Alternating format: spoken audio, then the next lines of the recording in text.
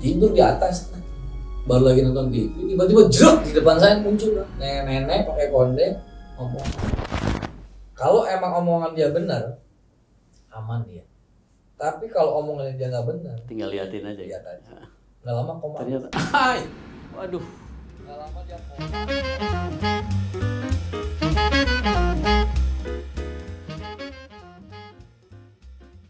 Ke Cikarang bawa mobil.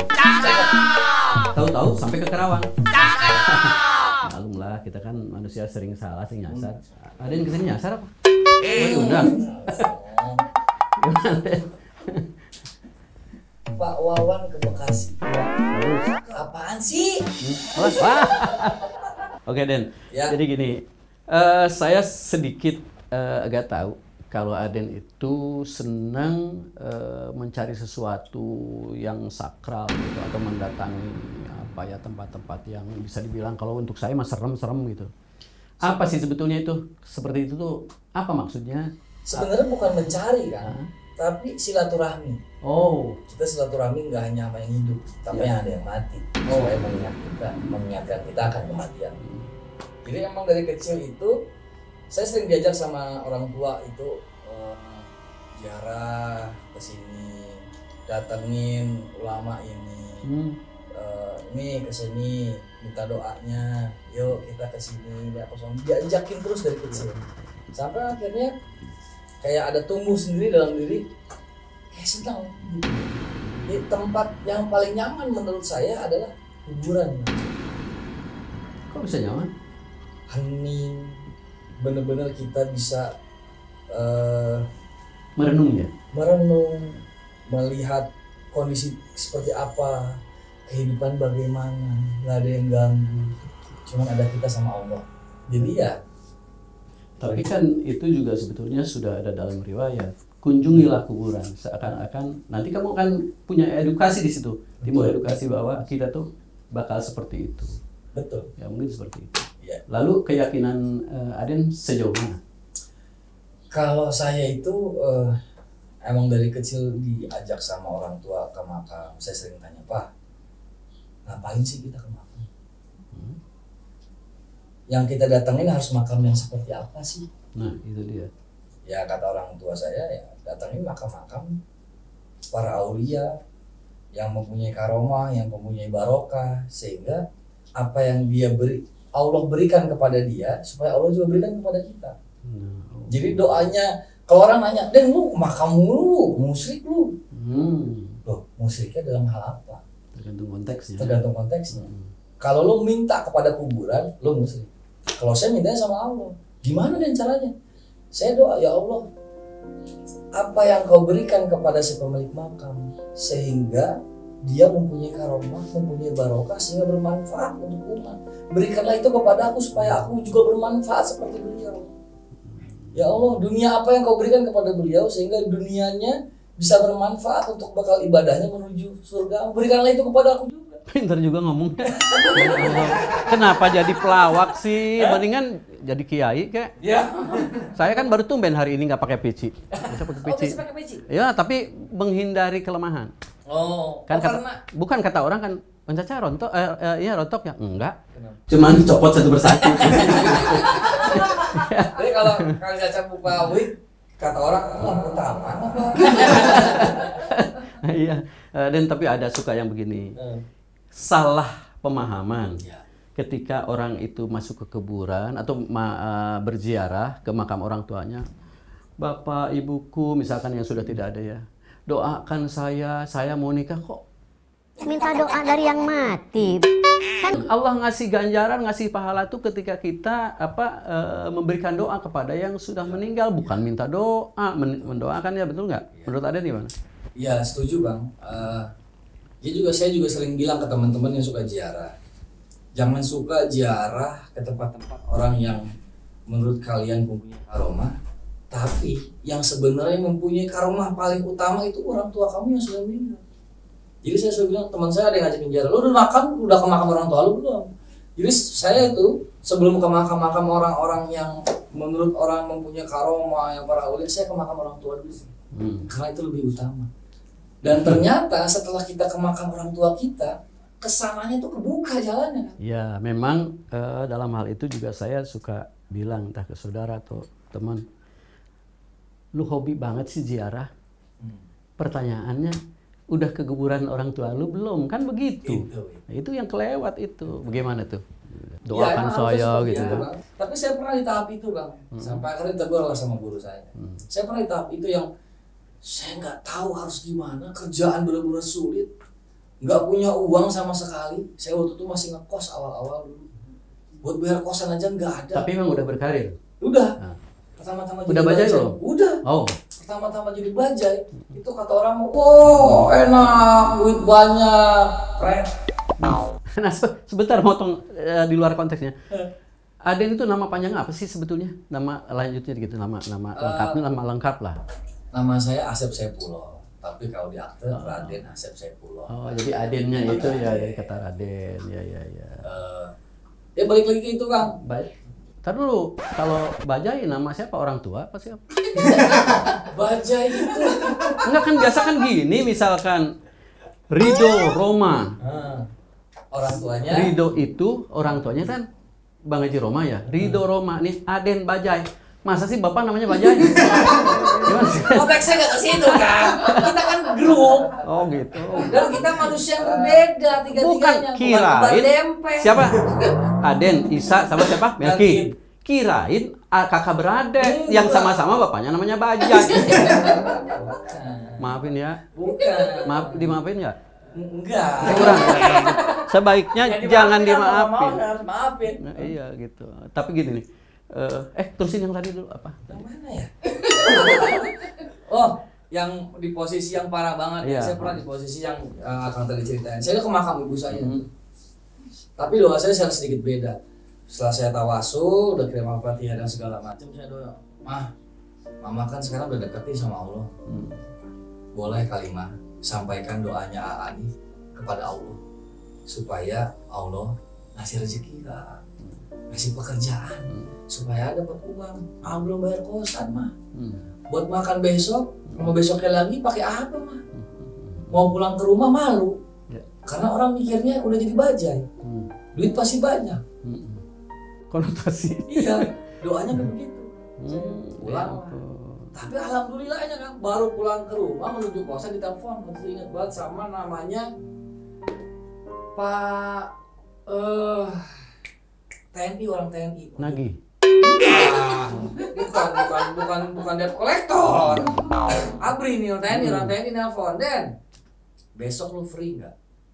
Buat apa nih Pak? Udah kelamaan MC free lah. gitu. Iya, saya nunggu callingan dari dulu nggak syuting tapi RI gitu. Kamera Ria gitu. Diajakin lu bertiga bajai ke sana. Duitnya gue transfer nih. Dibayar duluan kan. Jadi bisa bayar kosan, bisa buat makan. Adem banget. Tapi tadi ketika datang ke makam siapa? Ibu Mama ya. Itu menurut Aden sendiri dengan ucapan seperti itu salah atau enggak? Harusnya nggak boleh seperti itu. Tapi harusnya? di posisi saya yang udah nggak tahu lagi harus gimana.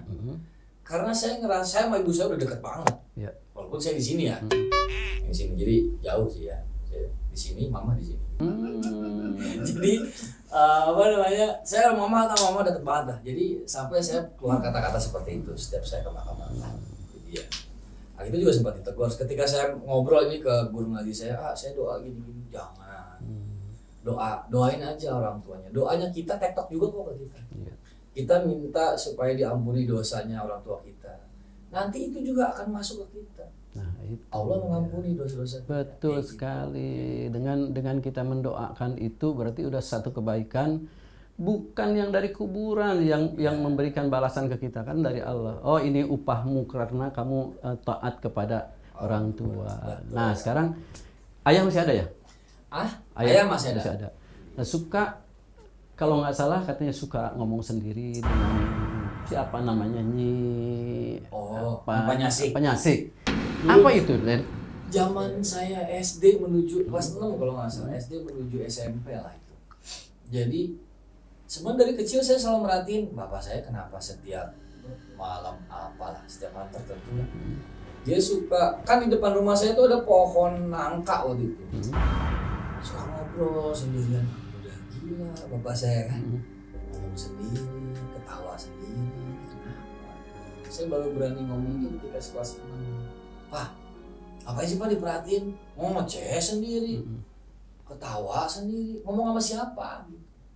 Kamu mau tahu ngomong sama siapa? Ntar datang. Ah serius nih? Iya udah, saya tidur di atas. Baru lagi nonton TV, tiba-tiba jeruk di depan saya muncul nenek-nenek pakai konde ngomong. Tadi katanya mau ketemu gitu. Menjelma langsung Di depan saya. Itu antara mau ngomong nggak bisa, mau lari nggak bisa, udah kaku gitu. usia berapa? SMP. SMP mungkin masih bersih ya. Kalau zaman sekarang udah banyak dosanya, nggak bakalan bisa Ya menjawab. mungkin pas lagi begini hologram malah nggak kena apa-apa ya. Saya kabur tuh waktu itu langsung lari. Saya kedua bapak saya ketawa aja. Katanya mau ketemu. Gitu. Ternyata Iya. dikasih tahu ya, kasih Tahu. oh. Gitu ya. Mulai dari situ, mulai kita anak-anak muda kan ya kepo ya. Kok ada ya kayak gitu ya? Kok ada ya kayak begini ya? Itu dari mana? Mau belajar? Ya sekarang puasa. Suruh puasa. Orang puasa Senin sama Kamis. Saya suruh Senin sampai Kamis. Berarti seminggu ya? Nggak seminggu ya? Senin, Selasa, Rabu, Kamis. Iya. Wah, Senin sampai Kamis. Puasa. Udah sholat belum? Belum. Tendang saya. Sholat. Zikir. Puasa. Udah terus gitu. Bukan sekarang. Buat entar. Apa yang kamu lakukan sekarang bukan bergunanya sekarang, tapi nanti. Berguna ketika kamu dewasa atau nanti akan turun ke anak-anak kamu. Gitu bahasanya Bapak dulu. Jadi ya udah saya ikutin. Tapi ada isi nggak? Ada isi yang berbentuk pesan ketika hasil dari Bapak membuktikan kepada Aden sampai ketemu Nyi Panyasik itu ada pesan nggak sebetulnya? Bisa ditarik pesan nggak di situ? Edukasi atau apa segala macam? Oh ada banget. Jadi kalau kita buka Al-Quran yang di Al-Baqarah bahwasanya di ayat 3 kalau nggak salah, bahwasanya kita harus mempercayai hal gaib. Jadi karena Allah itu maha gaib. Kita harus percaya bahwasanya adanya gitu ya, adanya yang gaib. Karena Allah itu maha gaib, gimana kita mau percaya dengan Allah kalau kita nggak percaya main gaib? Betul. Itu yang bapak saya sering bilang. Kamu nggak percaya sama jin, nggak percaya, harus percaya. Karena jin itu makhluk yang gaib dan Allah itu maha gaib. Gimana kamu percaya sama Allah kalau makhluk yang gaib aja kamu nggak percaya? Ada, udah bapak buktiin, ada kan? Ada. Dari situ saya mulai belajar tuh tentang Islam. Tapi di situasi saat itu ya, saya pengen tanya tuh, Aden mengenyam pendidikan itu sampai di tingkat apa? Saya perguruan tinggi lah atau perguruan tinggi, diploma 3 dulu, D3 di Esa Unggul. Karena dulu mikirnya mau ngambil sarjana, kan saya laki satu-satunya. Saya ngerasa saya harus jadi tulang punggung keluarga. Jadi saya kuliah sebentar aja, saya mau langsung kerja. Saya pengen adik-adik saya semua kuliah.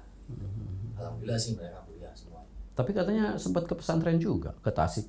Oh iya, itu lagi ada krisis kehidupan atau apa hanya keinginan menambah ilmu saja gimana sih? Itu yang saya bilang ngaku. Ketika kejadian itu kan, ketika saya ngelihat yang begitu dan segala macamnya itu, Pak mau belajar. Mau belajar apa? Ya mau belajar itu kok bisa begitu gimana? Ada yang bawalah ke pesantren. Walaupun di pesantren, wah gak usah belajar begituan, udah belajar zikir aja, ini zikir. Terus ini belajar ilmu itu anak muda ya kan pengen belajar ilmu kebal, ilmu apa gitu kan. Gak usah belajar begitu, zikir aja nih, gitu. Suruh zikir aja terus ya. Tapi memang sih guru saya atau memang ya abang-abang kelas saya di saat itu di pesantren juga selalu bilang begitu. Kamu jangan mencari ilmu yang neko-neko, pengen kebal, enggak mempan dipotong rambut, enggak mempan kena bacokan. Bukan itu sebetulnya esensi hidup itu, hanya bagaimana caranya kita terhindar dari semua itu. Ketika orang mau ngebacok juga, kasihan gue gitu kan.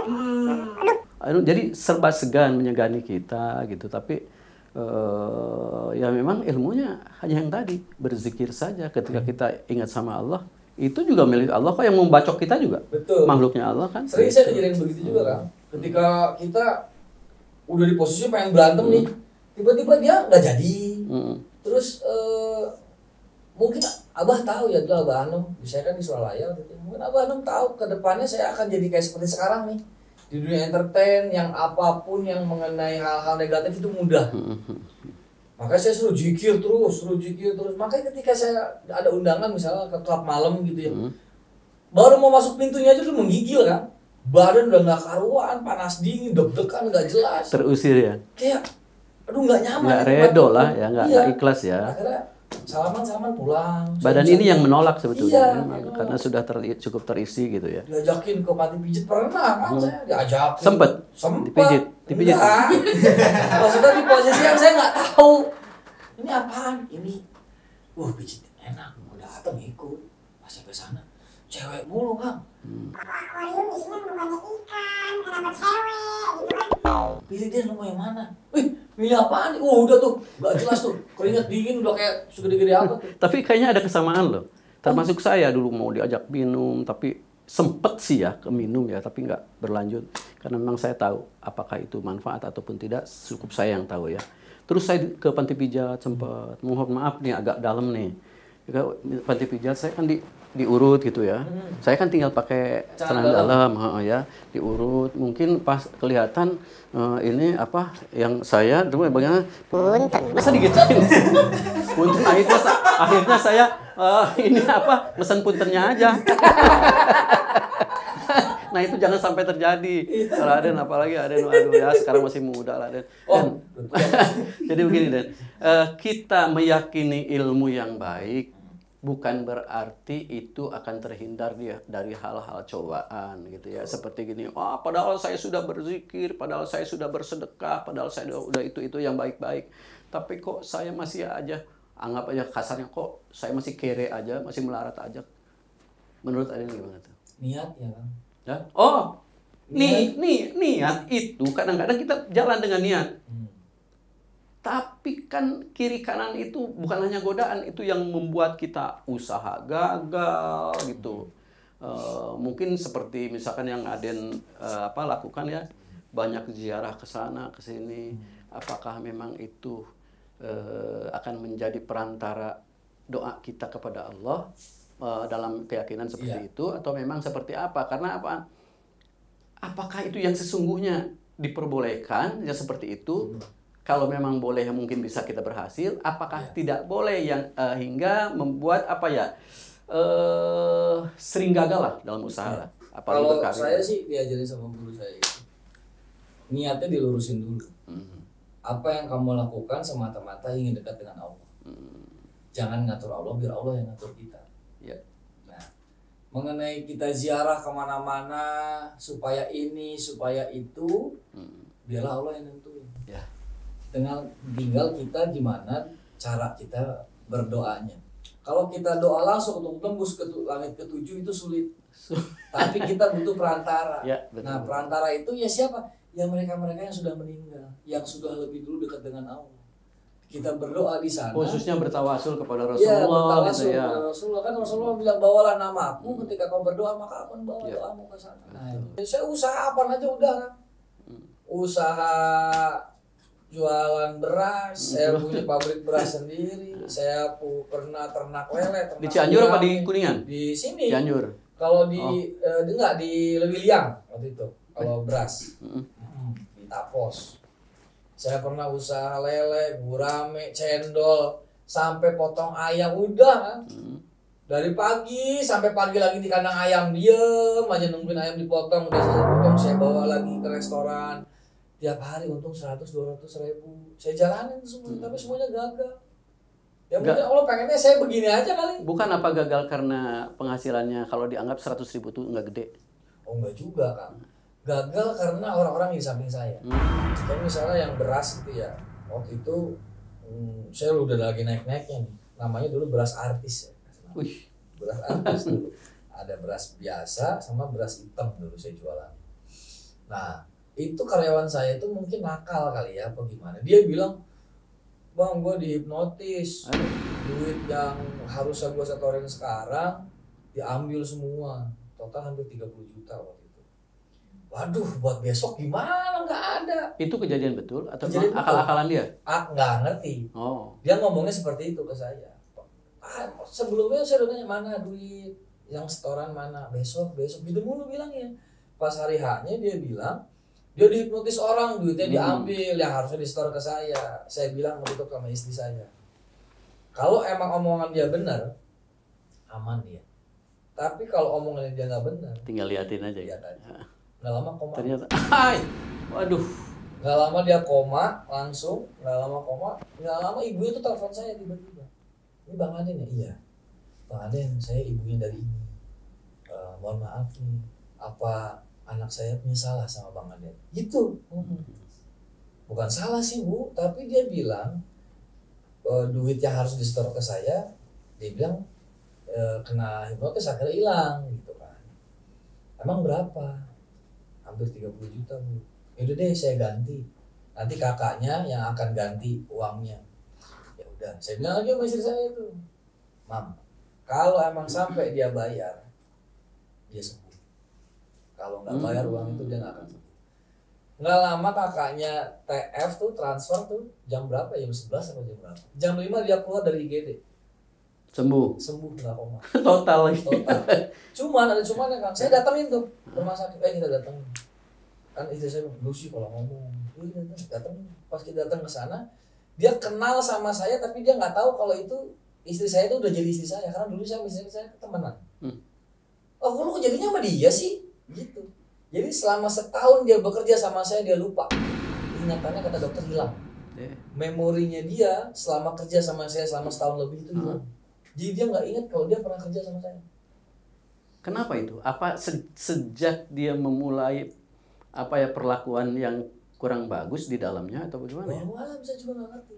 Dokter juga sampai heran, ini kenapa memorinya cuma dari tanggal sekian sampai tanggal sekian hilangnya.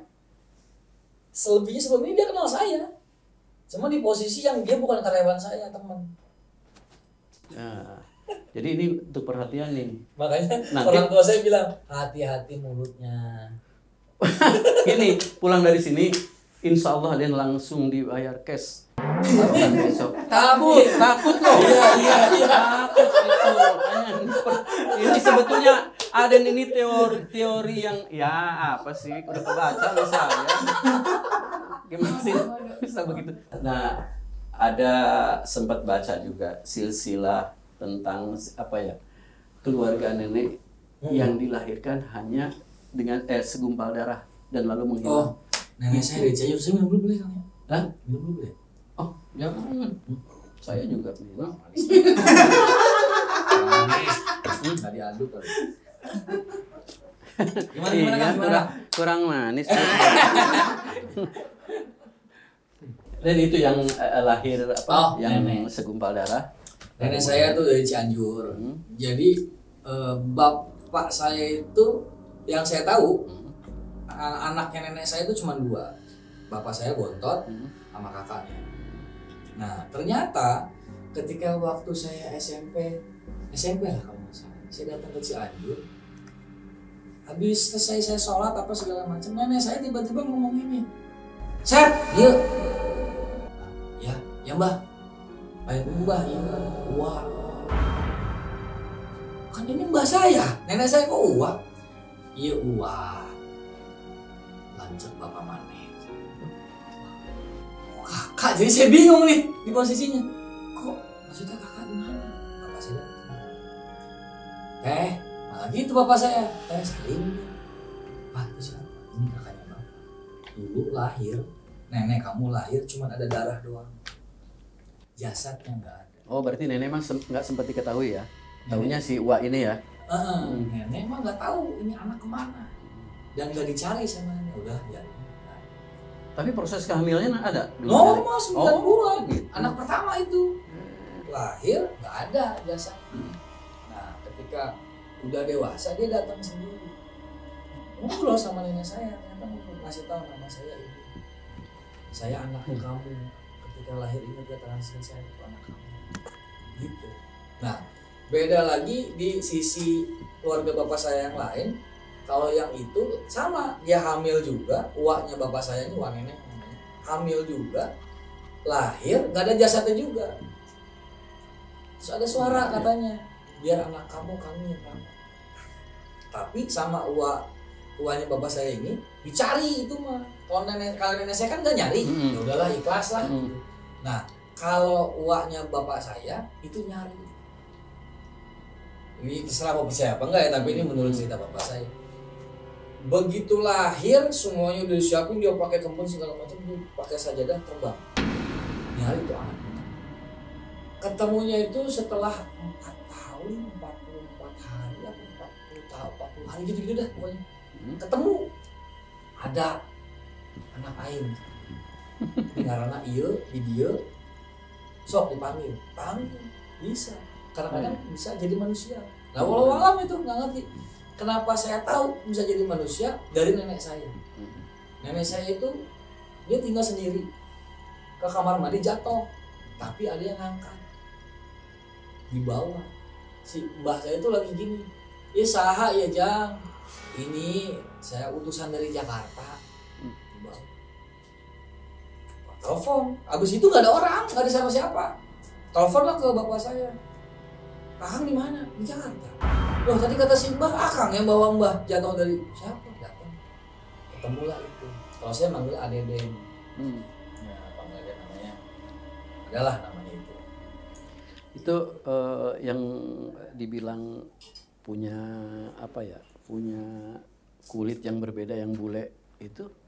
Oh iya, jadi itu. Kalau dari Cianjur sih memang lebih mistis banget dah keluarga saya yang Cianjur itu. Jadi ada satu keturunannya pasti ada yang bule satu, rambutnya merah, mukanya bukan orang bule aja gitu. Jadi ya banyak hal-hal yang mistis lah kalau dari keluarga saya, terutama dari bapak ya dari Cianjur itu. Zamannya nenek saya dulu pernah cerita juga dia emas dia hilang, tiba-tiba si Mbah kemana? Di atas genteng, lagi pakai celana pangsi bawa golok. Cicing, mana? Masuk. Pokoknya pas udah malam-malam turun.